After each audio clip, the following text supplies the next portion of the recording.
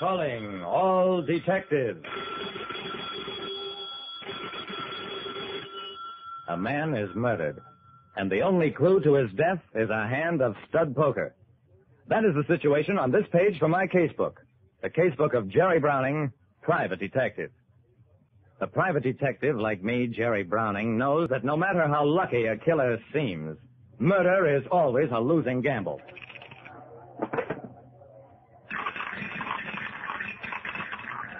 The Club Coquette is the kind of joint that attracts high society and low characters.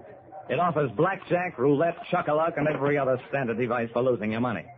The reason I was in the place was because I was being paid to be there. Ace Hogan owned the Coquette. Marty Wilson ran a rival joint out on River Road. Tonight, Ace and Marty were going to bury the hatchet, and my job was to make sure they didn't bury it in each other's heads. The people around the roulette wheel were betting $10 chips like nickels. Right up against the table was young Wade Julian. Hello, Jerry. How are you doing? I'm not betting, Julie, just watching. Lucky you. These 6 chips are the last of 1,500. What? Here goes nothing. Did I say nothing? I was so right. Excuse me, Jerry. Gotta see Ace. Arrange for a little credit. I watched him go.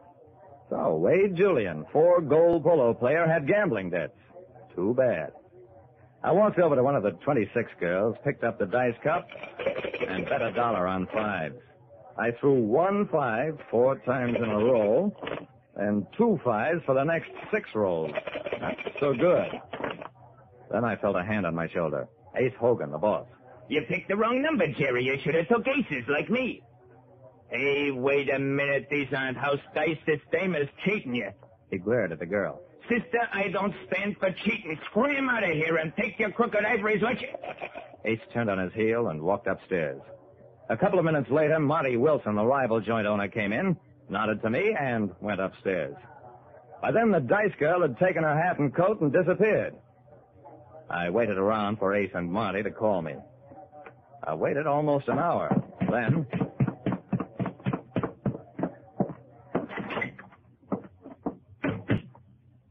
Ace was upstairs in his office, alone, and very dead. Called in as arbitrator between 2 rival gamblers, I discovered that Ace Hogan, one of the gamblers, had been murdered.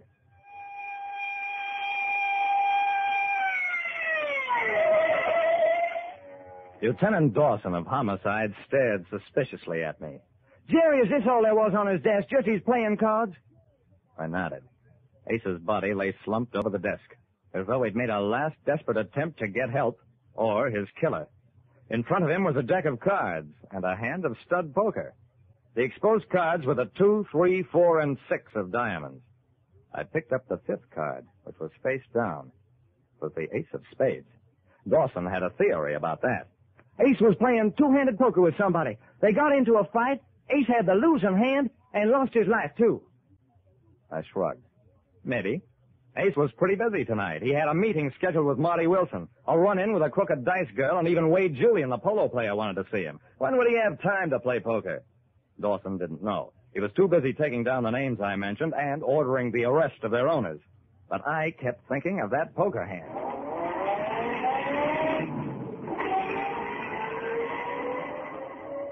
I went on home after a while and fell asleep, dreaming of a straight flush in diamonds, ruined by the ace of spades in the hole. I sat up suddenly in bed, said out loud, "The 5 of diamonds is missing," whatever that means. Out of the darkness, a voice answered me. Don't mean a thing, Jerry. Not a thing. I blinked as light suddenly flooded the room. After a few seconds, I made out Marty Wilson sitting in a chair and dangling a revolver on one finger. Honest to goodness, Jerry, I like you, but I'm awful nervous. Don't do anything to make this gun go off. I feel sorry for nervous people, so I sat real still. Dawson has a warrant for you, Marty. Yeah, that's why I'm nervous. Guy like me, a gambler, has no chance. They got me convicted in advance. Sure, I talked to Ace, but we got along fine. He was a square guy. We fixed up the major, and I drove back to my own joint. And a fair chance I got of anybody believing me. Look, Marty, I believe you. And the only chance you've got is to give yourself up. You're crazy. Okay, make yourself hard to find and see what happens when they do find you, Marty. He rubbed his chin thoughtfully. Yeah, I guess you're right. Okay, get dressed and make it snappy. I'm your prisoner.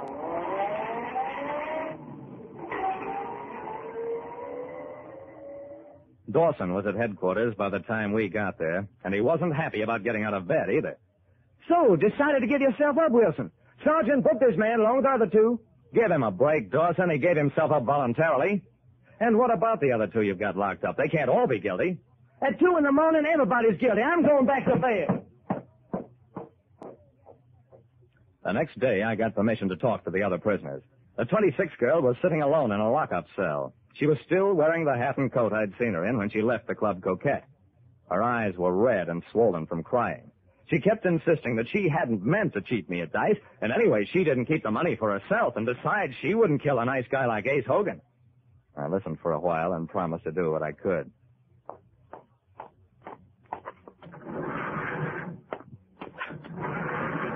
In another cell, Wade Julian, the polo player, was a little more self-possessed. Jerry, I don't know a thing about Ace's murder. Sure, I owed him a lot of money, but I've owed him money before and paid it. I talked to him, and he offered me credit, just as he did before. I didn't have to kill him. I'll check into it, Julie.